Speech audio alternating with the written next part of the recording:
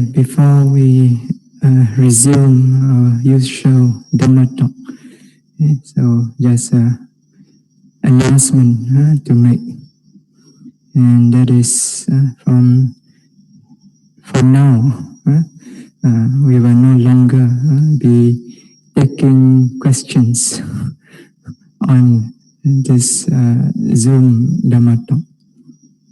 Okay? Yeah. So the Q&A actually is supposed to be a platform for the participants in order to clarify things that are not clear from the Dhamma talks after listening to the Dhamma talk. Okay, so now those of you who have been following us, the Dhamma talks, for some time, you know that we usually welcome questions. So, in fact, we even encourage you to ask questions. So, we welcome questions from those who sincerely, genuinely wants to learn the Dhamma. Okay, so in fact, in our Abhidhamma class, so those of you who attend, you know, we have especially 1 week set aside just for answering questions. Okay? So, yeah. So we welcome question if you really, sincerely, genuinely wish to learn. So we do not mind if your question is, you ask a question from motivated by some sincere and genuine wish to learn the Dhamma. Okay? So even if you ask me beginner's question, so I don't mind. So you know, if you have been teaching as long as I have, so you know, we have been answering beginners' question again and again. Every time, every retreat, it's the same question again and again. It's like almost we are parroting out the answers already, you know. So, but we do not mind. So, even if we have to answer such beginner's question, so even if you ask me one question after another, that is fine with me. So I can sit here all night and answer your question. Okay? So, like one of the questioner, so she really genuinely wish, you know, because she has been practicing. She is a yogi, basically. She has been practicing in the Goenka tradition before. So now she come here, learn a new way of practicing. So there's a lot of question, obviously. And she's very genuine and sincere, wants to find out. So, but a lot of beginners' question, but I don't mind answering such question. As I said, I can sit down here all night answering your question. But of course, now that I'm in Santi Sukarama, no longer in Peace House, I also have to consider because there are yogis here. And the lights out is at 10 and they have to wake up very early in the morning at 4 a.m. They wake up to begin their practice. Okay? So, yeah. Now, but to ask proper questions, that's another thing. To ask proper question, you need to listen properly to the Dhamma talk. Listen respectfully to the Dhamma. Okay. Yeah. But recently, you know, some questioner instead of paying proper attention, respectful attention to the Dhamma talk like everybody else. Instead of doing that, has been spending all the time during the Dhamma talk, shooting one question after another in the chat room. Okay? Yeah. So we can tell when you submit the question. There's a timestamp. So 8:45 one, 9 o'clock one, another one after that. So throughout, and the questions, many of the questions asked so long. And the nature of the question needs a lot of thinking, a lot of typing. So definitely, when you are doing all this, you are not listening properly, respectfully to the Dhamma. And that's why it is no wonder that so many of the questions asked concerning things that are already dealt with in the Dhamma talk. Right? So, and then I have to read through the very long question, and then I have to explain the question, summarize it to the people because it's so long. This is wasting everybody's time. And then on top of that, the very confrontational tone in which the question is being asked is also not appreciated. Okay, so if you are not paying proper attention, listening to the Dhamma, then you are not showing proper respect for the Dhamma. So, and this reflects that you're not sincere in learning, sincere in coming here to learn the Dhamma. Okay, so now I could have chosen to ban this person from this Zoom meeting because according to the spirit of the Vinaya rules, a monk is not supposed to teach Dhamma to a person who does not show respect for the Dhamma. So according to the spirit of the Vinaya in the Sekhiya Dhamma. Okay? So I could have chosen to ban this person from participating in this Dhamma talk. In fact, actually, some of the other participants have actually suggested to me that I do exactly that. So, but at that time, when they suggested, I said, not so fast. So perhaps this person still do not know, so he wish to learn. So, okay, hold on first. Let's see how things develop. But then we talks after talk after talk, still the same thing. Okay, so now I want to make this clear now. So this Zoom Dhamma talks, this Dhamma talk on Zoom is meant for only those who sincerely, genuinely wish to come to learn and practice Satipatthana Vipassana Dhamma, especially in the tradition, in the way that it is taught by the late Venerable Mahasisyado. Okay, so yeah, so actually this Zoom platform started actually before the MCO began.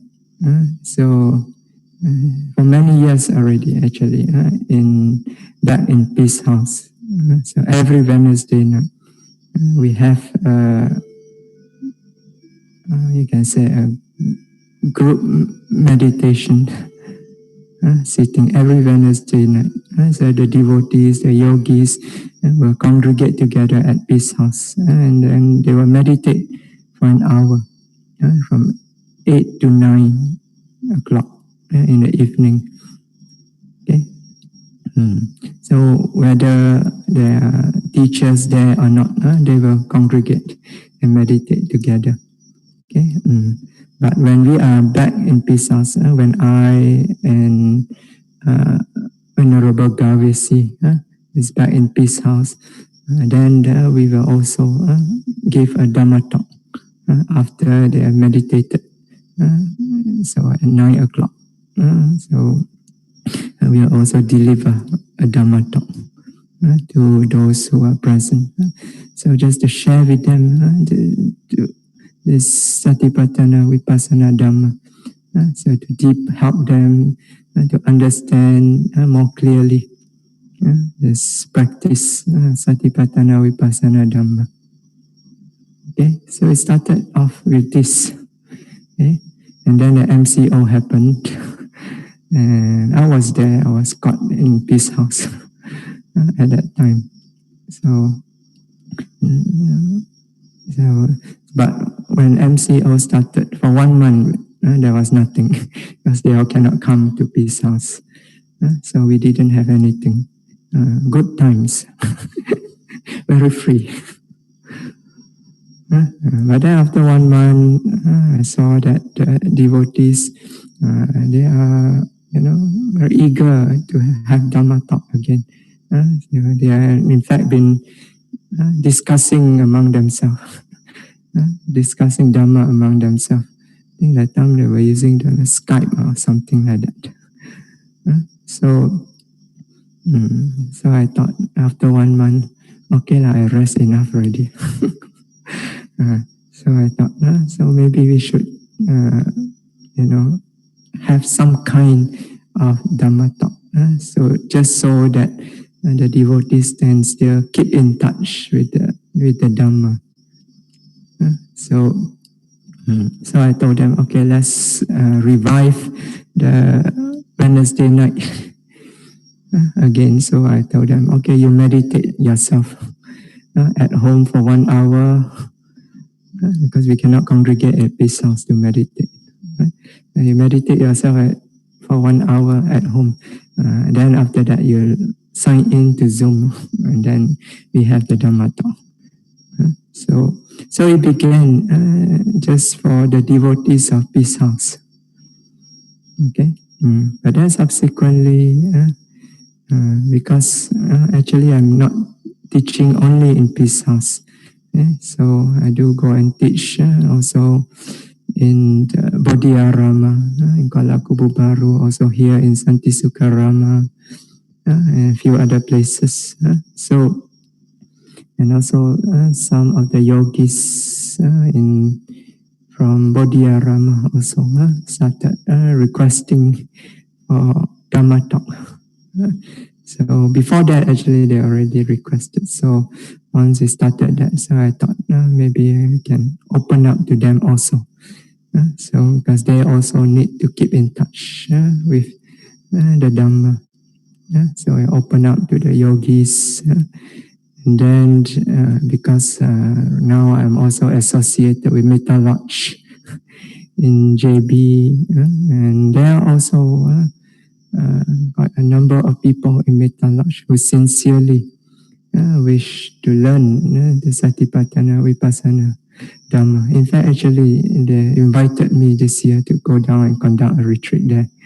But due to the MCO, so tak jadi lah. So, yeah. So we began to open out, and then inevitably, because WhatsApp forward, so everybody forward to their friends, and then so it went beyond the yogi community. So now I do not mind people from outside coming in, as long as you come in with the genuine, sincere wish to learn the Dhamma. I welcome you. Okay? So, but if you are not sincere, if you do not genuinely wish to learn the Dhamma, then you're not welcome here. So if you are not sincere and genuinely want to learn the Dhamma, I do not know what you are doing here. Okay, so so for now, we will no longer be taking questions. Okay, so now we resume with our Dhamma talk.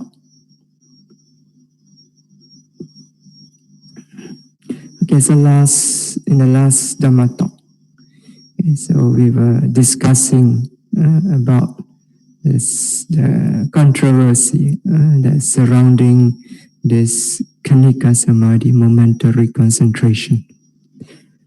Okay, so because in a few suttas in the Sutta Pitaka, so the Buddha defined, according to that context, the Buddha defined this Samma Samadhi, right concentration, which is one of the factors of the Noble Eightfold Path.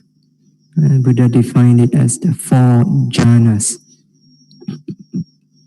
Okay, so, and since the Noble Eightfold Path is the path leading to the cessation of dukkha, of suffering, so this implies that in order to be free from suffering, in order to experience the cessation of suffering, the yogi needs to develop jhana. Right? So, yeah. But then on the other hand, in the commentaries, the ancient teachers they explain that a yogi he can actually bypass this development of the samatha jhanas and proceed through the vipassana yana, vipassana approach, and develop khanika samadhi, momentary concentration, by contemplating nature of mental physical phenomena. So according to them, according to the explanation, by this way also, simply by developing momentary concentration, the yogi can also develop this insight leading to liberation from dukkha. Okay? So it seems there's a contradiction here between what is said in the suttas by the Buddha and then what is explained in the commentaries by the ancient commentarial teachers. So some will ask, where in the sutta is this Khanika Samadhi mentioned by the Buddha as sufficient enough for the development of insight leading to liberation? Right? So, is it even in the suttas at all? So in the last talk, we make a reference to the Samadhi Bhavana Sutta in Anguttara Nikaya. So there in the sutta, the Buddha mentioned one kind of development of concentration, the development of concentration leading to the destruction of the asavas, to the mental taints. So the 4 kinds of asavas, kamasava, the taints of sensual desire, bhavasava, the taints of attachment to existence, ditthasava, the taints of wrong views, and avijjasava, the taints of ignorance. Okay? So as we explained, so these 4 asavas, they are destroyed by the various stages of Magga. Okay? So ditthasava, the taints of wrong view, they are destroyed by the first Magga, first path, Sotapatti Magga. Okay? Then kamasava, the taint of sensual desire, they are totally destroyed by the third path, Anagami Magga. Okay? Okay, and then the remainder, the two bhava sawa, avijja sawa, attachment to existence and ignorance, they are completely destroyed only by arahata magga. Okay, so the destruction of pains happens by means of these various stages of the magga.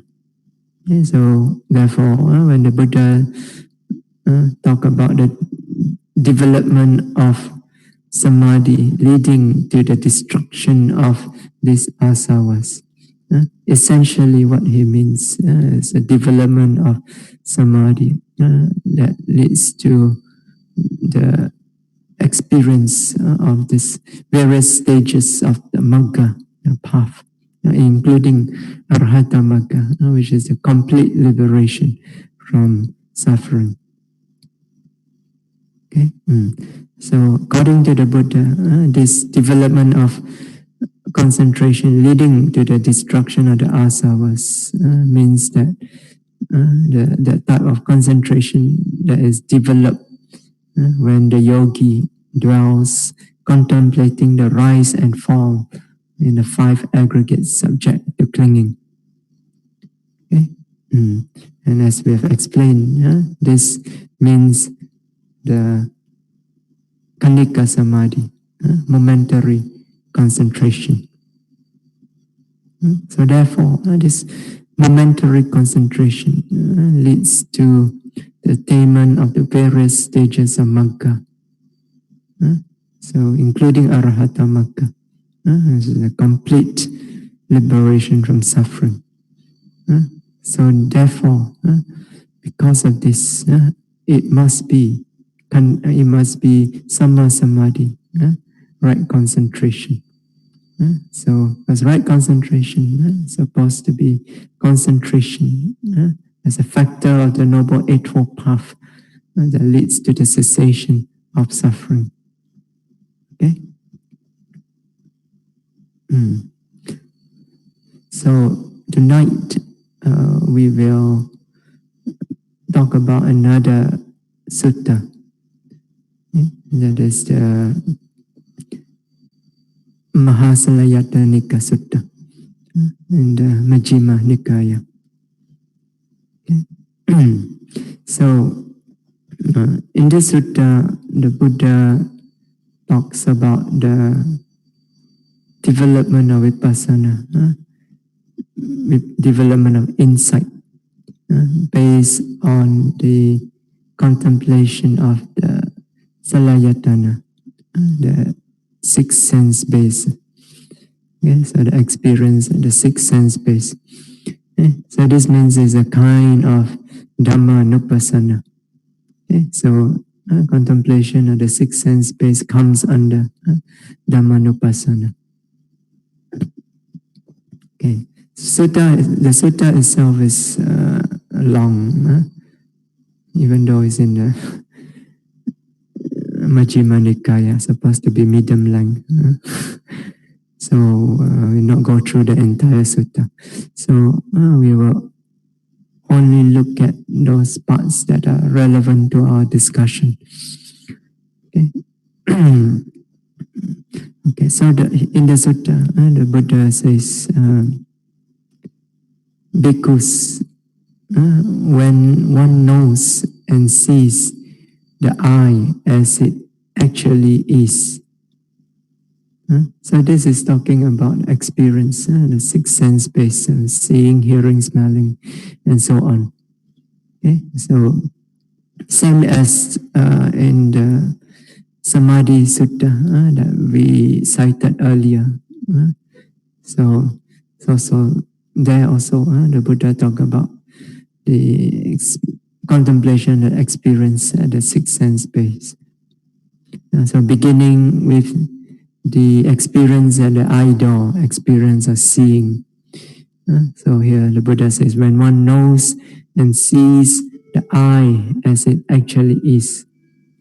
So as we explained the other time, the I here does not mean the entire eye, not this whole eyeball.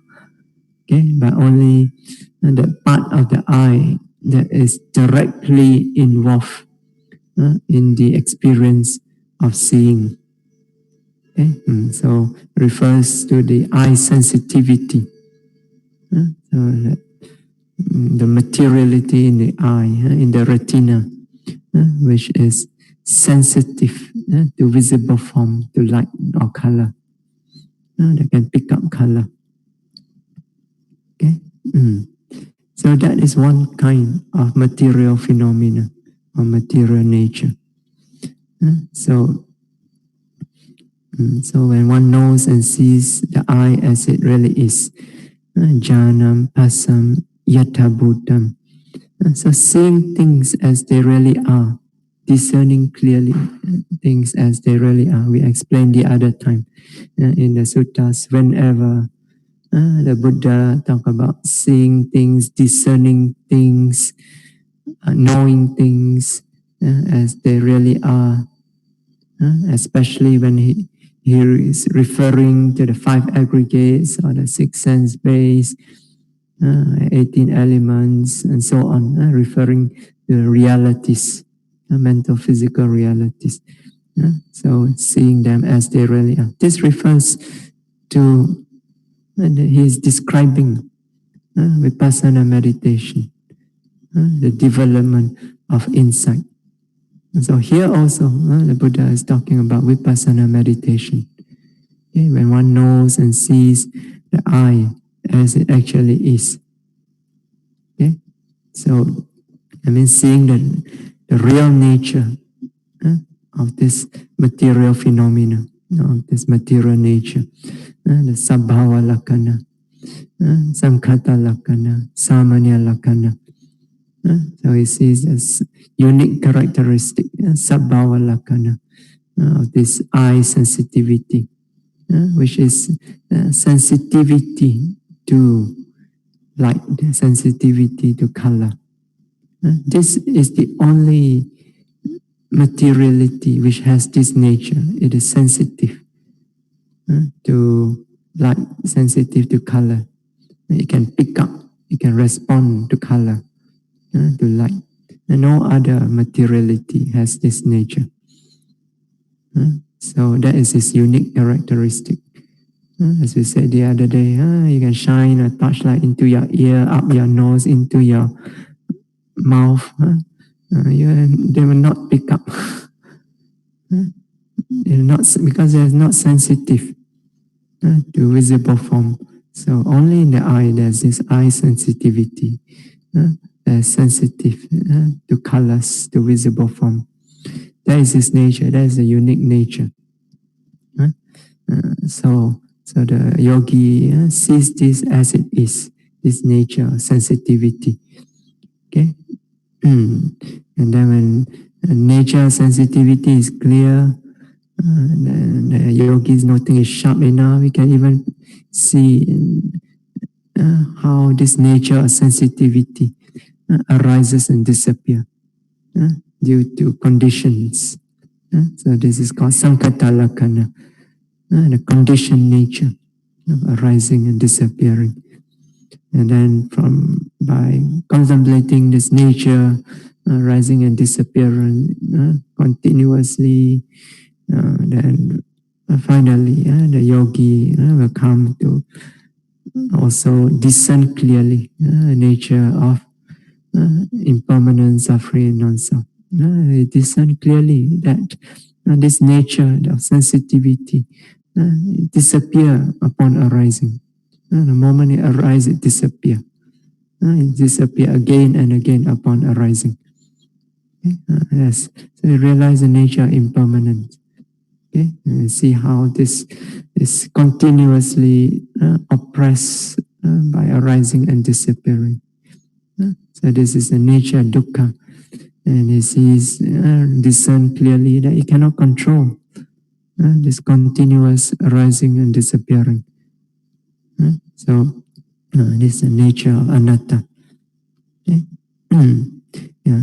So here, when the Buddha talk about knowing and seeing the eye or the eye sensitivity as it actually is, this is more on the samanya lakkhana, nature, impermanent, suffering, and non-self.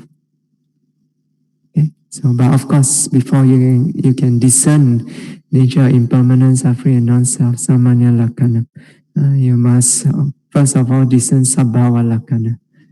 Then after that, sankhata lakkhana. Then only you can discern samaṇera lakkhana, anicca, dukkha, anatta. Okay? So this is just like in order to know how the person looks like. First, you must see the person. Right? If you don't see the person, how do you know how he looks like? Right? So you want to see how Venerable Vivekananda looks like. I must look here. I must turn my attention and look at him. Then only I can see in detail how he looks. If my attention is there, I'm not looking at him, I cannot see. Right? So first, I must see him generally first. Right? Then only I dwell in, then I can see he has 2 eyes, not 3 eyes. So this nature is like that. You must see sabhava first. And sabhava is the foundation. Okay? And then sankhata, arising and disappearing. Because what is it that arises and disappears? It's the sabhava, the nature of sensitivity that arises and disappears. Right? So if you do not see the nature of sensitivity first, how can you see it arising and disappearing? Right? So, and then if you do not see nature arising and disappearing, how can you see the nature of impermanence, suffering, and non-self? Right? So you must go gradually. Okay? But in the sutta, the Buddha is talking more about samaṇera lakkhana. But I assume that the yogi has already passed through all the others. So in the suttas, you see, depending on who the Buddha is talking to. Here, the Buddha is probably talking to yogis who are already very advanced in their practice. So no need to talk about all those lower inside nama rupa paricheda bachaya parigaha. That one, chicken feet. I go directly to talk about anicca, dukkha, anatta. So when one knows and sees the I as it actually is, when one knows and sees visible form as it really is, so it's nature impinging on the eye sensitivity. That is its unique nature.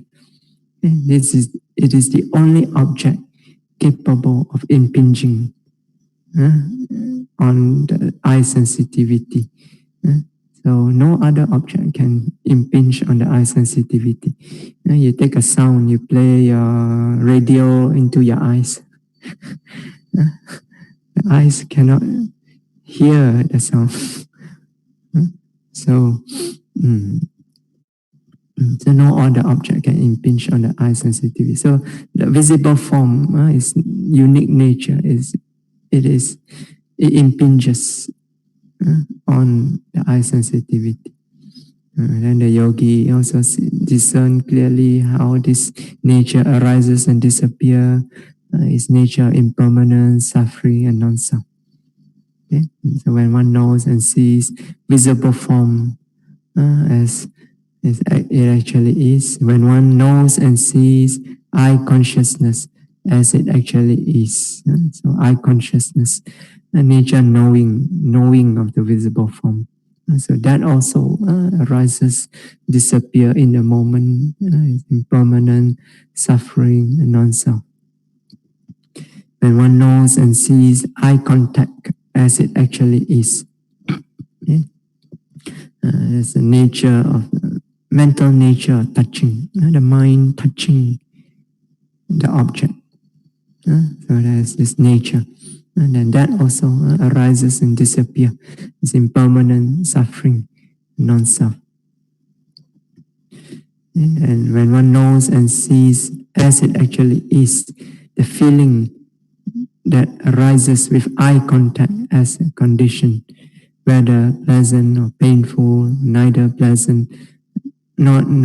painful nor pleasant. So here again, just as in the Samadhi Sutta, the Buddha mentioned this 5 Dhammas that is present each time we have experience of seeing.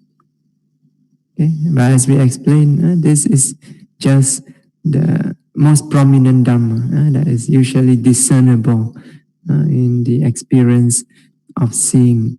The eye sensitivity, the visible form, the eye consciousness, eye contact, and the feeling born of eye contact.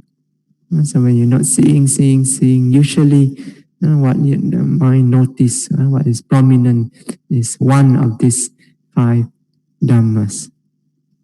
Okay, so when you're not seeing, so if it happens that the visible form is the most prominent, so your mind will fall on noting just the visible form. If it's the eye consciousness is prominent, then the noting falls on the eye consciousness. Okay, and nature of knowing. Okay, so you only note one at a time. Okay, so you don't one shot, one noting. You want to note all 5 of them. It's impossible. The mind can only take one object at a time. Okay, so whatever is most prominent, the noting mind will pick it up and note that. Okay, now just because the Buddha mentioned 5 Dhammas here does not mean that in the experience of seeing there's only 5 Dhammas. There are more. Okay, so in your when you're meditating, it so happens that you experience other kind of Dhamma. Experience as a mindfulness of the object. And that's also another mental nature. You experience the energy of the mind, of the noting mind. That's also another mental nature.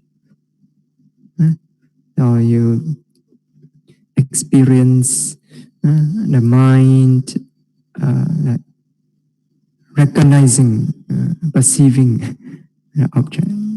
Perception, that is also another mental nature. So you can note this also if they happen to be prominent in your experience at that time. So don't say, hey, the Buddha did not mention this in the sutta. You must not note. So if it's in your experience, you should note. But in the sutta, the Buddha only mentioned what is prominent, what is usually prominent. Okay? So in the Abhidhamma, then you will find a very detailed analysis at the moment of seeing. How many citta, of course, only one. How many cetasikas? How many rupas also? How many rupas present at the moment of seeing? Then you go into patana. What is the conditional relationship? So between all these various dhammas. So Abhidhamma, they go into more detail.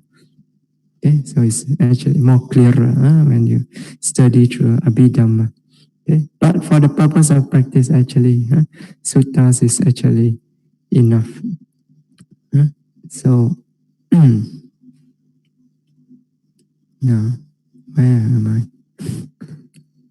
Okay, so when one sees the eye, the visible form, eye consciousness, and so on, as they really are, then what happened? The Buddha says, then one is not attached to the eye. One is not attached to visible form. One is not attached to eye consciousness. One is not attached to eye contact, to feeling that arises with eye contact as a condition, whether pleasant or painful, or neither painful nor pleasant. Okay, so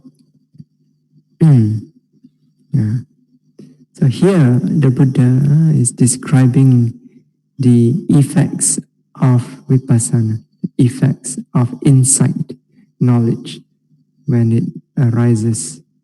Okay? This is insight knowledge that is well developed, not the early stages of insight. So not even the immature stage of Udayabaya Jnana. It's the mature stage of Udayabaya Jnana. So from then on, so when the insight becomes steady, so when this insight well developed and the yogi sees again and again and again repeatedly, anupassana, the nature of impermanent suffering and non-self, due to this, the power of this insight. So the mind begins to let go of attachment to the object. Whatever it notes, the mind notes in a way that is detached from the object. Okay? It notes the eye sensitivity, it lets go the eye sensitivity. It doesn't cling to it. If it notes the visible form, it doesn't cling to the visible form. It lets go. It lets go of attachment. So, because this insight, as its nature, it cuts into the root of attachment. It loosens this root of attachment in the mind. Okay? Because when you see impermanent suffering, non-self again and again, this is naturally what will happen. Naturally, right? If you were to touch something hot, at first you do not know it is hot, or you see, oh, so red, so beautiful, and you go and touch, and you feel burned, then immediately, and nobody have to tell you, you let go, right? So when the insight is so clear, it discerns clearly, nature dukkha, then automatically the mind will let go. The stronger the insight, the more it lets go. So it cuts into the root of attachment, loosen this root of attachment in the mind. So as the insight develops deeper and deeper, the mind, you find that the mind is able to let go easier and easier. So, and this is what is supposed to happen with the development of insight. If you say you practice Vipassana meditation and then you find that becoming more and more attached, then something is wrong with the way you are practicing. Maybe something wrong with your understanding also. Because your understanding is wrong, then you also practice wrongly. So you're supposed to be more and more detached, able to let go easier and easier. So as you let go more and more, the mind is supposed to be more and more free. So you find mind is able note and then let go, note and let go, note and let go. Continuously just note, let go, note, let go. It doesn't hang on to the object, doesn't cling on to it with attachment. So it just note, let go, continuously. So at that time, yogi can experience the mind is like drops of water rolling over the lotus leaf. It just falls off. So not like drops of water on a tissue paper, or immediately spread and can hold on to it. Not like that. So the mind just let go. Turn away from this object. So as it lets go more and more, the mind becomes more and more peaceful. Because when you let go, that means your mind is not affected by the object. You note simply to know its nature clearly, then you let go. Right? So you're not affected by the object. So the mind becomes more and more peaceful, depending on how developed is the insight. The more developed, the more peaceful it becomes. It comes to, for example, Sankarupika Jnana. The mind is very, very peaceful. It becomes totally equanimous towards nature dukkha, nature nama rupa. Okay? So totally detached. So Sankarupika, yogi actually have a glimpse of how is it the mind of the arahants. The arahants, they say they have this chalangupeka, the 6 factor equanimity. Equanimity towards seeing, hearing, smelling, tasting, touching, and then all the thinking, knowing.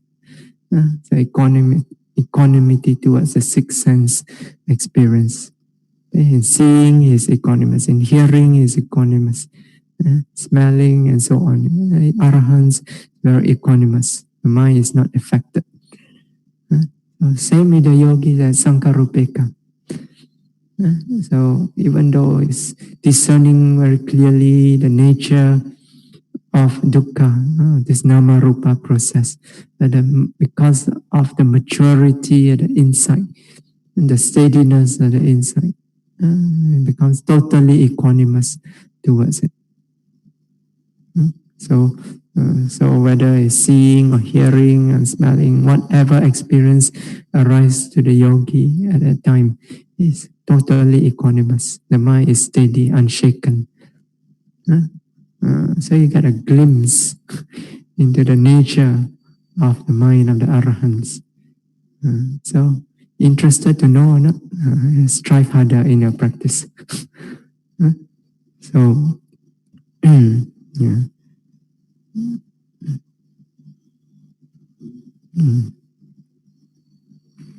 All this comes about because of due to the nature of the insight. That discerns clearly nature of the nama rupa, anicca dukkha anatta. That the mind lets go. Okay. So the more mature, the more able the mind let go. Opposite of this is the mind that cannot let go.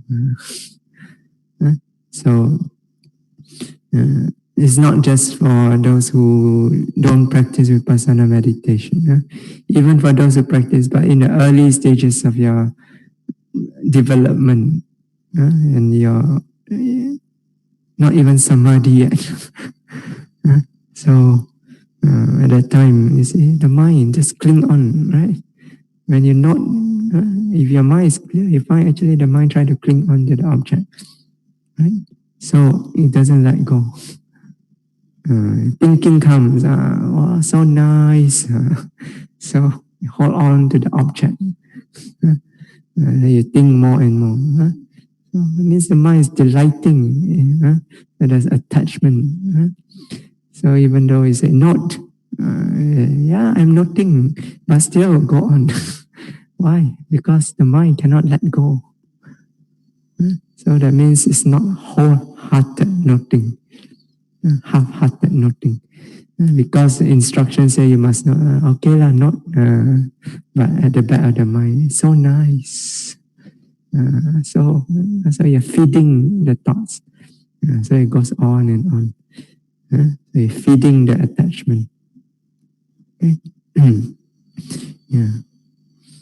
But when insight develops, naturally, the mind lets go. Okay?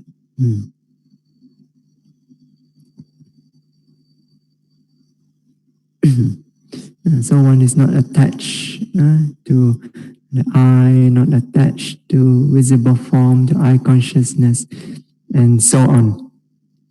Okay? And then the Buddha continues. So he says, when one abides unattached, unfettered, uninfatuated, contemplating miserableness, adinava, anupassino. So here again, anupassana. So contemplating again and again, adinava, miserableness. So this obviously, for those of you who know, this refers to one of the stages in the development of insight. It's Adinava Jnana or Adinava Anupassana Jnana, and knowledge or contemplation of miserableness. Okay, this is actually one of the beginning stages of the series of insight that we call Dukkha Jnana, where the yogi will begin to discern very, very clearly the nature of dukkha in this nama rupa process, due to the clarity of the insight. So at that time, not only the mind is unattached, is unfettered, uninfatuated, but is contemplating again and again the nature, miserableness in this continuous, never-ending process of the nama rupa arising, disappearing, how it is oppressed by this never-ending arising and disappearing. Okay? At this stage, the yogi feel miserable. The miserable nature of this nama rupa, the fearful nature. Another insight connected with this is bhaya jnana, bhaya anupassana jnana, the fearful nature, contemplating the fearful nature of this nama rupa. Okay? Yeah. And so the yogi notes miserable to the extent that it's very oppressive. He feels very oppressed. He feels that this nama rupa process is very oppressive, it's very wretched, very unbearable. Okay, so yes. So this is due to the clarity of insight that's developing. So sometimes some yogis come to this stages and then they say, oh, my practice is not going well. So they try to hold back the practice, go back to the very nice earlier stages where everything is so nice. So actually, those yogis who have already been through this, they know that this is due to the progress in the development of insight. The mind is becoming clearer. So you're discerning more clearly the nature of dukkha. This is considered progress in Vipassana meditation. So that's why when you're practicing Vipassana meditation correctly, you are supposed to experience more and more dukkha, more and more clearly. Nature of dukkha. Okay. So when one abides unattached, unfettered, uninfatuated, contemplating miserableness, then the 5 aggregate subject to clinging diminish for oneself in the future. Okay. So what does this mean? 5 aggregate subject to clinging diminish for oneself in the future.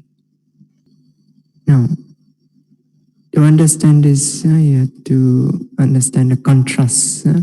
If one who is not experiencing insight, so like in everyday life, when you are not noting, so when you experience seeing or hearing and so on, right? So you did not discern clearly.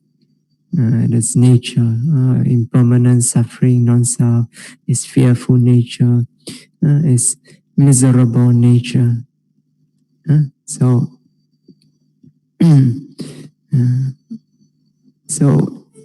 when one do not discern like this, so one falls under the influence of this delusion, right?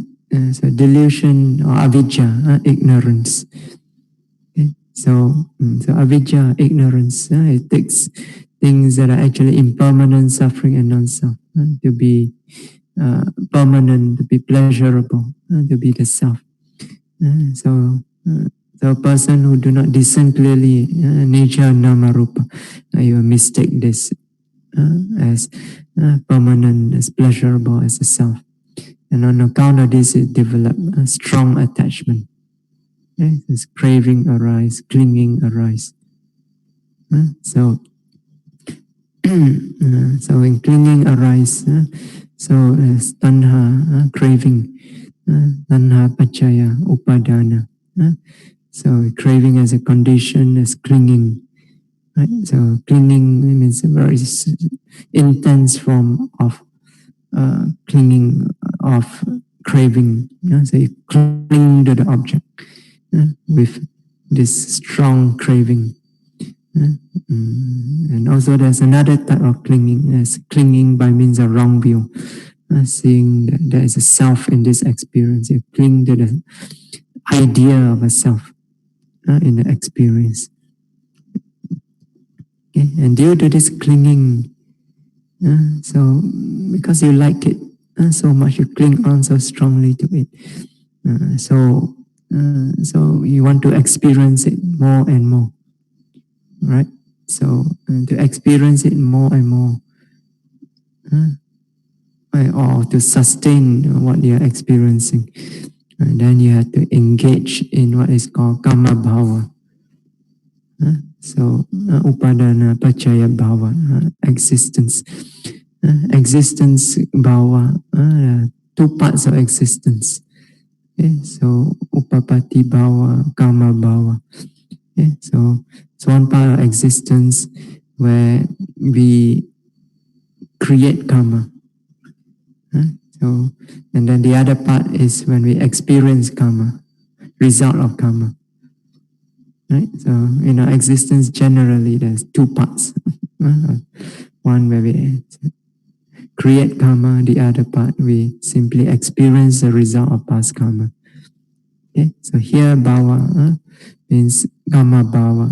So because of this, you have to, because of the strong clinging, you engage in karma in order to experience seeing or hearing and smelling and so on more and more, or to sustain this experience.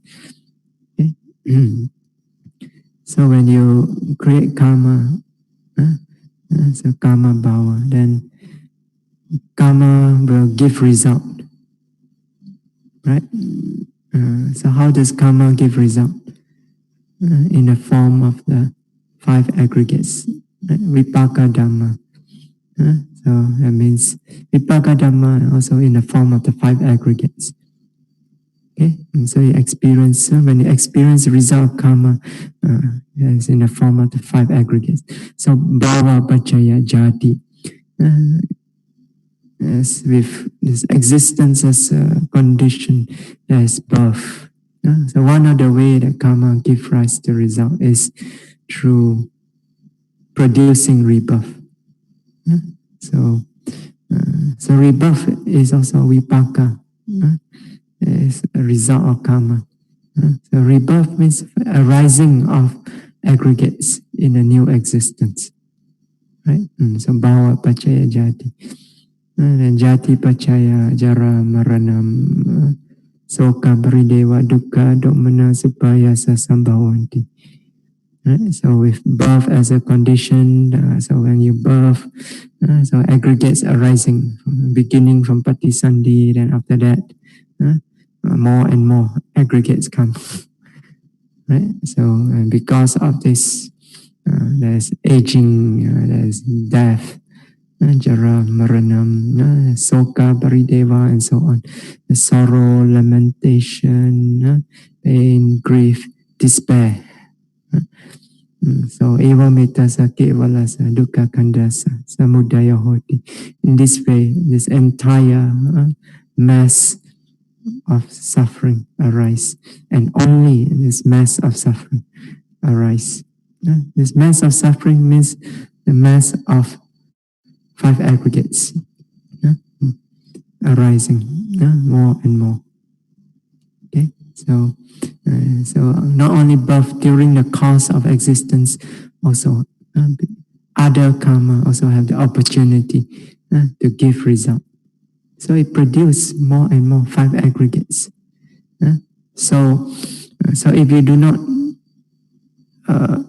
practice Vipassana meditation and you do not know clearly the nature of Nama Rupa in your experience, every time when you experience seeing, hearing, smelling, and so on, your mind is actually engaging in this karma that will then have a potential to produce result in the form of 5 aggregates in the future. So the 5 aggregates become more and more and more. So it goes to increase. So you accumulate more and more 5 aggregates for yourself in the future. It means you invest more in samsara, you get more returns in the future. But on the other hand, when you practice Vipassana, until this level of insight, where this dukkha. So you see so clearly nature, impermanence, suffering, and non-self. You see the fearful nature. You see the miserable nature. You see so clearly until the mind begins to turn away. Don't want to have anything to do with it. Become disgusted with it, disenchanted with it. So let go. So when the mind let go, it offset the process of dependent origination. So at that time, there's no clinging, no craving, no clinging. So that process of dependent origination is being offset. So when it's upset, then there is no accumulation of karma. The mind, when it's experiencing such deep insight, the mind does not engage in the accumulation of karma. Okay? That's the power of insight that is well developed. It can so powerful that it can offset the process of dependent origination in that moment when you note. So every moment when you note, you offset. But if there's a lapse in your noting, then it comes back again. But if you re-establish it again, then again it will happen. So it keeps offsetting. So if you keep offsetting the dependent origination process, then the mind does not accumulate karma. So that means in the future you experience less 5 aggregates. You invest less in samsara, so you get less return. So this is what the Buddha means. The 5 aggregate subject to clinging are diminished for oneself in the future. So this is due to the power of insight. This is a stage of very powerful insight. Balawa Vipassana, powerful insight. So you see in the sutta, the Buddha do not describe clearly, the 16 stages of insight one by one as they do in the commentary. You go through them very quickly. He don't even mention the name or anything. He just describe them what the yogi experiences. Okay, so it's in the commentary that they explained more clearly. Make it clear. Okay, that's the job of the commentary. Buddha's job is just to teach in that moment directly to the audience that is present right there, speak directly to them so that it can help them to attain enlightenment.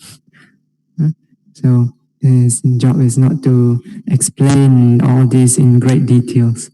He just gives the audience who is present right there what he needs at that time. Okay. Okay, then continue. So the 5 aggregate subject to clinging are diminished, and one's craving, which brings renewal of being, that is accompanied by delight and lust, that delights in this or that, this craving is abandoned. Okay, this is abandoned by the power of insight, power of vipassana. Okay, so every moment when you note, you see, discern clearly nature, anicca, dukkha, anatta, the miserable nature, the fearful nature. How can there be craving at that time? Right? So the mind lets go. So it's abandoned and lets go of craving. So craving is abandoned. Okay. Then one's bodily and mental troubles are abandoned. One's bodily and mental torments are abandoned. One's bodily and mental fevers are abandoned. And one experiences bodily and mental pleasure. This is coming to another stage of insight already. Okay, so earlier you see the fearful nature, the frightful nature, and so on. So during the series of insight, dukkha-jnana, abhaya, adinava, nibbida, mencintu-kamnyata-jnana, patisangka-jnana. So at that time it's very miserable, and because the insight is not mature yet, the mind is still reacting to the nature of dukkha. Okay? But as a yogi, double up the effort to contemplate more and more precisely, clearly the nature of anicca, dukkha, anatta. Gradually the insight mature. And when it becomes mature enough, then the mind is no longer reactive to the nature of dukkha. Because it becomes perfectly equanimous towards the nature of dukkha, due to the stability of the insight that has arisen. So when it comes to this stage, so Buddha says bodily and mental troubles are abandoned, bodily and mental torments are abandoned, bodily and mental fevers are abandoned. Earlier, there's a lot of torment, a lot of fever, trouble, because you're reacting. Dukkha-jnana is a very difficult stage of development of insight. So patisangka-jnana, the yogi wants to pack and go back. It is so miserable.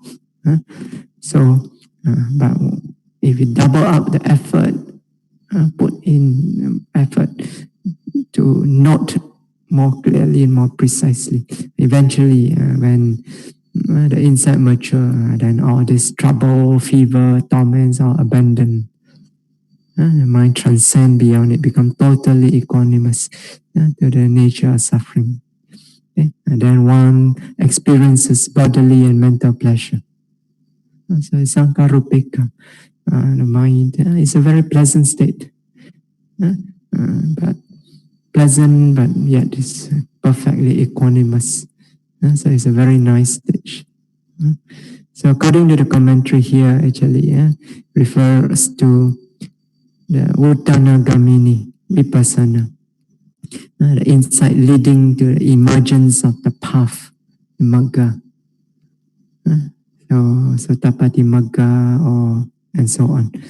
Okay, so Utanagamini Vipassana actually consists of a series of insight, beginning from Sankarupeka, and then Anuloma and Gotrabhunyana. These three together, they are called Utanagamini Vipassana.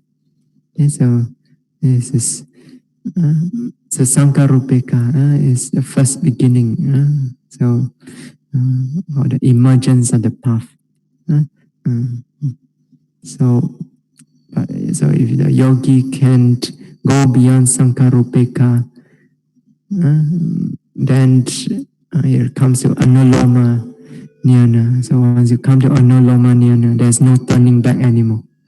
For Anuloma, it goes straight to Gotrabhu, change our lineage, and then Magga will arise. Okay, so in the path emerge. So this is called Utanagamini Vipassana, insight leading to emergence. Yeah.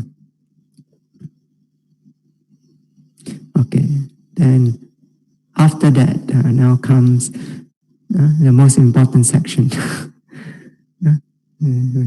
So never mind. Today I don't take questions, so I can continue.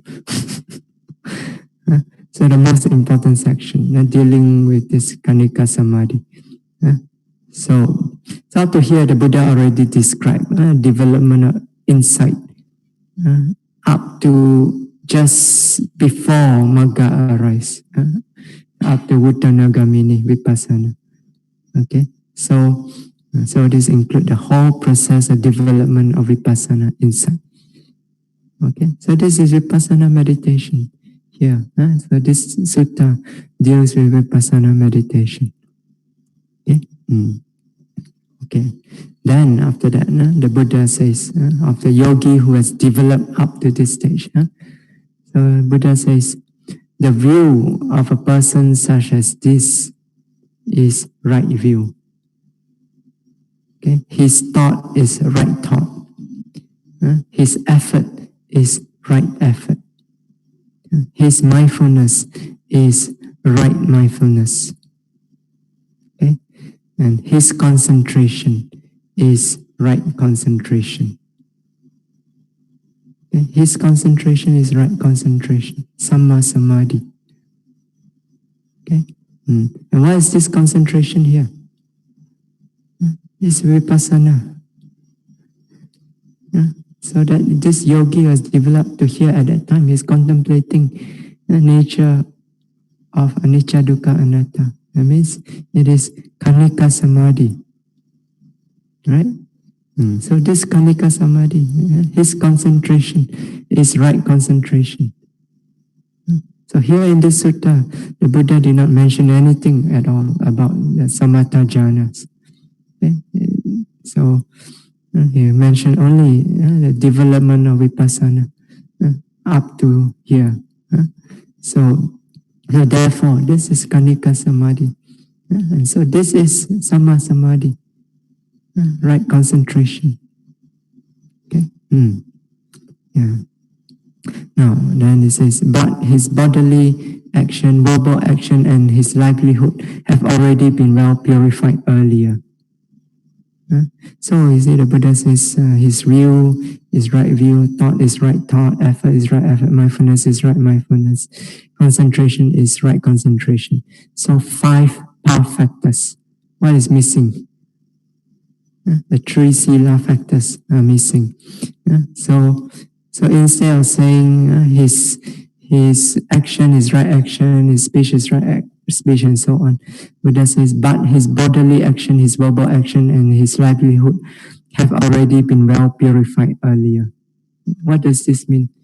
This means before you begin your practice of meditation, you take your precepts, you purify your sila by taking the precepts, right? So it has been purified earlier. So that means when you are practicing Vipassana meditation, these 3 factors of sila factors, they are not active.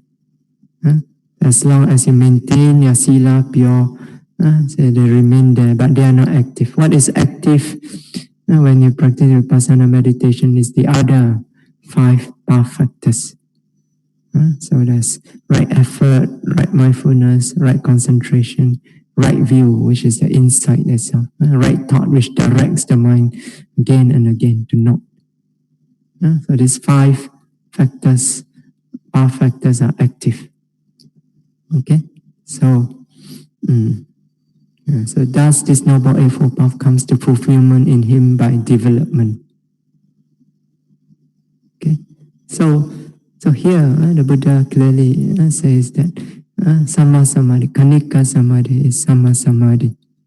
Okay, so now we come to another question. So how is it? How come in some suttas the Buddha defined Samma Samadhi 4 jhanas? In other suttas, although indirectly, but in this case directly, he says the concentration developed during Vipassana meditation, which is Kanika Samadhi, is Sama Samadhi. How is it? Is the Buddha contradicting himself? So, no, the Buddha never contradicts himself. So, but I'm sure you all know the Buddha taught according to context, right? The suttas taught according to context, according to the audience, and so on. Okay, so there's no contradiction actually. You understand the context, but first you have to understand there are three kinds of magga. When we say path, magga, normally when we say magga, first thing we think of is Ariya Tangika Magga, the Noble Eightfold Path. Right? So, but what is the Noble Eightfold Path? Noble Eightfold Path is the way leading to the cessation of suffering. Right? So, and it consists of these 8 path factors. So that means these 8 path factors, when they arise together, all 8 of them arise together, then these are all mental states, Noble Eightfold Path is not, a physical path. It's a path, it's a figurative, figure of speech. When we say path, it's a figure of speech. It refers to these 8 factors which leads the mind. That means direct the mind towards the experience of cessation. So when these 8 path factors arise together, they work to direct the mind towards the experience of cessation.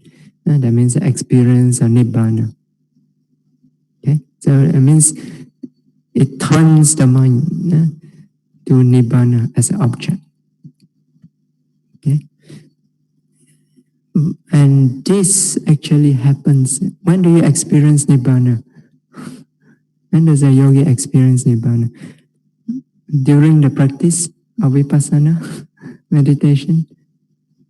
No, during Vipassana meditation, you don't experience nibbana. You experience sankhara, nama rupa. That's your object, right? It's only at the culmination of the development of insight.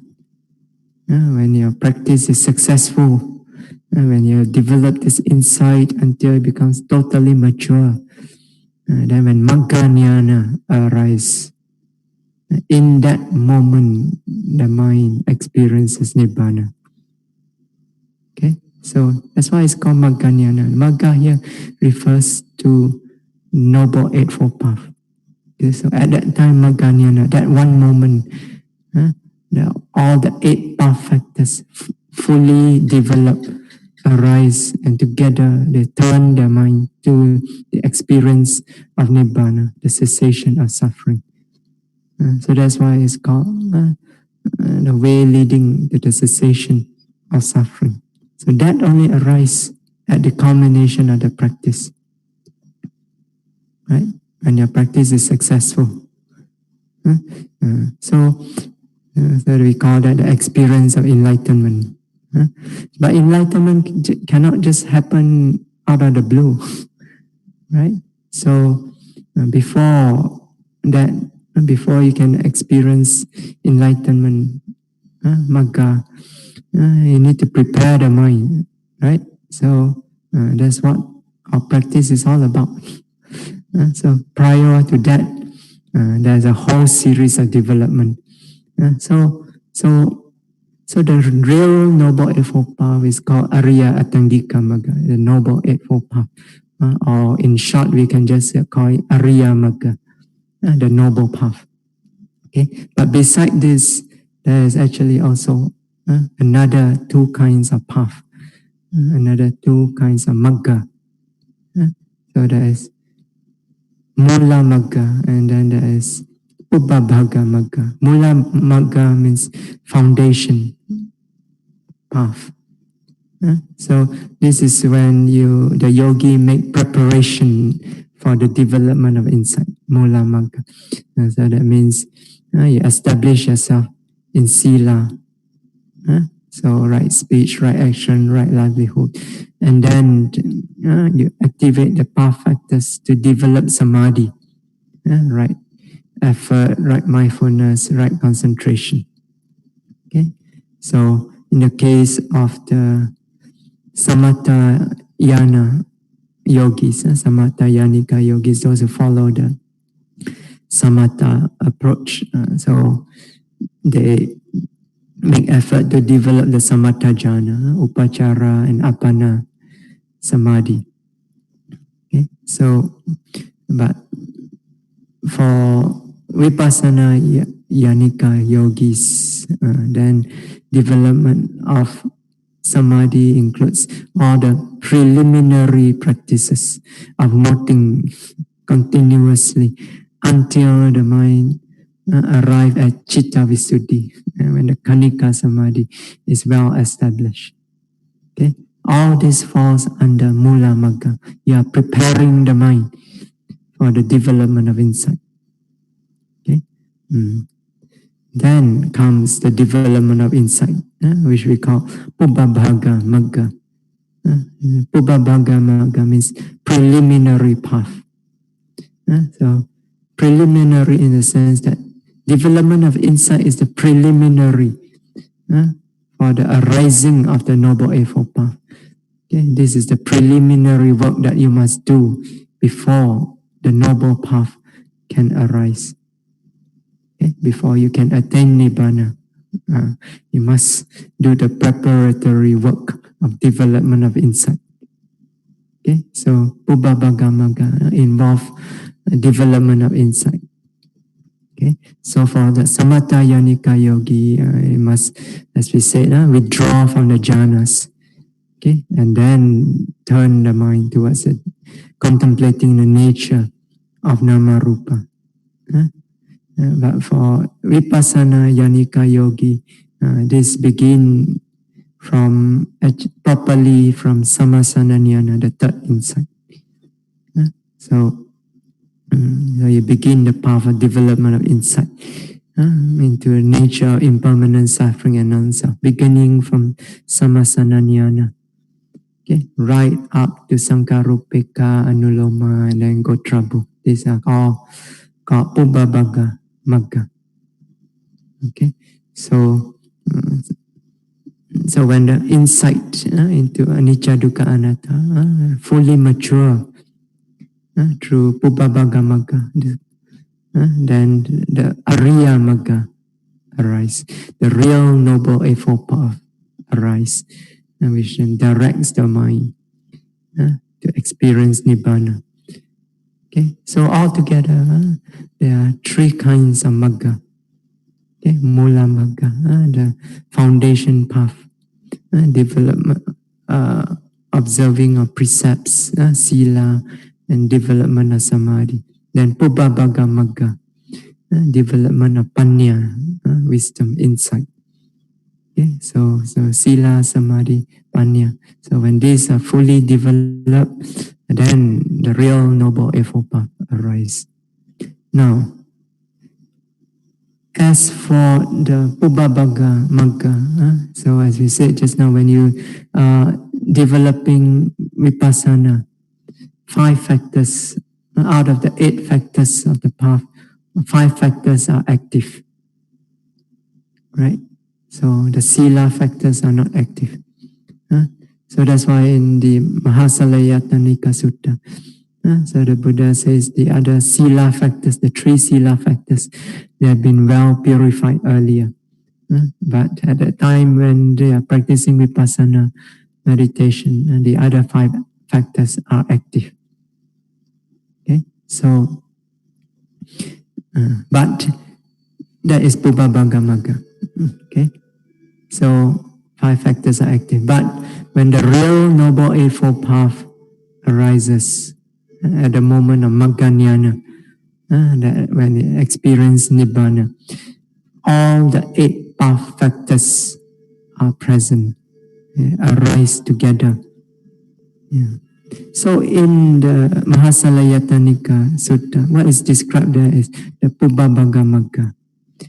So at that time when the Buddha says Samma Samadhi, his concentration is right concentration.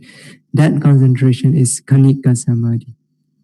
For Pubbabhaga Magga, when you are developing insight, right concentration means momentary concentration, because that is the concentration that is needed for the development of insight, in order to discern the continuous arising and disappearance of the nama rupa. Okay, so that is the concentration that is required. Okay, but in the other suttas, so in the in the Mahasalayatanika Sutta, because it's Pubbabhaga Magga, so only 5 factors are active. Okay, and it's stated very clearly in the sutta. Okay, but in the other suttas, where the Buddha defined Samma Samadhi as the 4 jhanas, so if you look at those suttas, in those suttas, the Buddha mentioned all the 8 factors together in the suttas. Okay? All the 8 factors. Okay? So that means this is not Pubbabhaga Magga. This is Ariya Magga, the noble path, the path that arises at the culmination of the practice, that directs the mind to the experience of Nibbana, and not the Pubbabhaga Magga, the preliminary path of development of insight, and that only experience the nature of the sankhara, the nama rupa. Okay? Yeah. So all the 8 path factors arise at that time, including Samma Samadhi. And at that time, the Buddha says, Samma Samadhi is the 4 jhanas. When the mind experiences Nibbana, at that time, the concentration is one of the 4 jhanas. Okay? And this is confirmed in the Abhidhamma. In the Abhidhamma also, it is said that Magga Citta, the consciousness that arises at the time when the yogi experiences Magga Jnana, Magga Citta, they are jhanic consciousness, they are jhana citta. Magga Citta can be of 1st jhana, or 2nd jhana, 3rd jhana, 4th jhana. And in Abhidhamma, they have also 5th jhana because they are more detailed. So, yeah. So actually, there's no there's no contradiction between what the Buddha says. In one sutta, he says that Samma Samadhi is this Vipassana Samadhi, Kanika Samadhi, because there is talking about Pubbabhaga Magga, development of insight. Okay? In another place, when he talks about Samma Samadhi as the 4 jhana, there he is talking about the real Noble Eightfold Path, the Ariya Magga, that arises at the culmination of the practice. At that time, the mind experiences Nibbana. The mind is absorbed in the experience of Nibbana. So it's a jhana citta. Okay? Okay. Yeah. So definitely, in Pubbabhaga Magga, when you're developing insight, the concentration has to be momentary concentration. We have explained this before, because without momentary concentration, you cannot discern clearly the rise and fall of the 5 aggregates, nature, nama, rupa. And without discerning clearly the continuous arising and disappearance of the nama rupa, you cannot develop insight into the nature of impermanent suffering and non-self. So definitely during Pubbabhaga Magga, development of insight, it has to be Kanika Samadhi. That's why we say even those who follow Samatha Yana, the Samatha approach, and they must switch, and they must withdraw from the jhana, and then switch over to contemplate nature nama rupa with kanika samadhi. Okay? Okay, so we stop here today. Imaya dhammanu dhamma patipatiya buddham pujemi. Imaya dhammanu dhamma patipatiya dhammam pujemi. Imaya dhammanu dhamma patipatiya sangham pujemi. Imaya dhammanu dhamma patipatiya mata pitunam pujemi.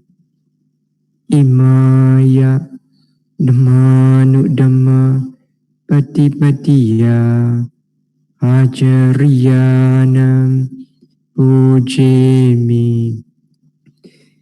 Adha imaya patipadaya jaram maranamha parimochisami. Idame punyam asawakaya vaham hotu. Idame punyam nibbanasa pacayo hotu. Idame silam magaphalanyanasa pacayo hotu. Imam no punya bhagam sabbasatanam dema. Imam no punya bhagam sabbasatanam dema. Imam no punya bhagam sabbasatanam dema. Sadhu, sadhu, sadhu. So may all of you be well, happy and peaceful always. May you all be healthy, safe and strong always. May you be able to continue your practice of the Dhamma without any obstacle, any hindrances. May your path of the Dhamma be smooth, and may you be able to experience the unconditioned bliss of Nibbana through your practice of the Dhamma.